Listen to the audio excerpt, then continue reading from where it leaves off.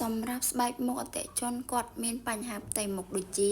មុខកាត់មុនយូរខែយូរឆ្នាំជាបើកន្លែងណាអត់បាត់អត់ជាអាចសាកប្រើផលិតផលត្រីក្រហមបានប្រើអស់តែមួយកញ្ចប់ទេធានាបាត់មុនបាត់ស្នាម 100% តែម្ដងសម្រាប់បងប្អូនអ្នកដែលគាត់មានបញ្ហាផ្ទៃមុខកុំទុកមុខយូរទៅកាលណាទុកមុខយូរធ្វើឲ្យស្បែកមុខយើងខូចអញ្ចឹងខ្ញុំឲ្យមកមើលមុខអតិជនម្នាក់ដែលគាត់មិនទាន់ព្យាបាលមុខគាត់សុទ្ធតែមុនហើយខ្ទុះតែម្ដងណាគឺស្នាមពេញមុខ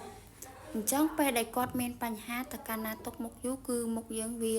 ខូចបែបហ្នឹងអញ្ចឹងពេលដែលគាត់ព្យាបាលជាហើយបាត់មុនបាត់ស្នាម 100% តែម្ដងសំបីតែមុនមកគ្រាប់ក៏គ្មានដែរបងប្អូនទាំងអស់គ្នាហើយសម្រាប់បងប្អូនអ្នកដែលគាត់ចង់ដឹងព័ត៌មានបន្ថែមគាត់អាចតាក់ទងតាមលេខទូរស័ព្ទខាងដែលខ្ញុំដាក់នៅខាងលើនឹងបានឬក៏តាក់ទងតាម page អញ្ចឹងសម្រាប់សាខាត្រីក្រហមយើងគឺមាន25ខេត្តក្រុង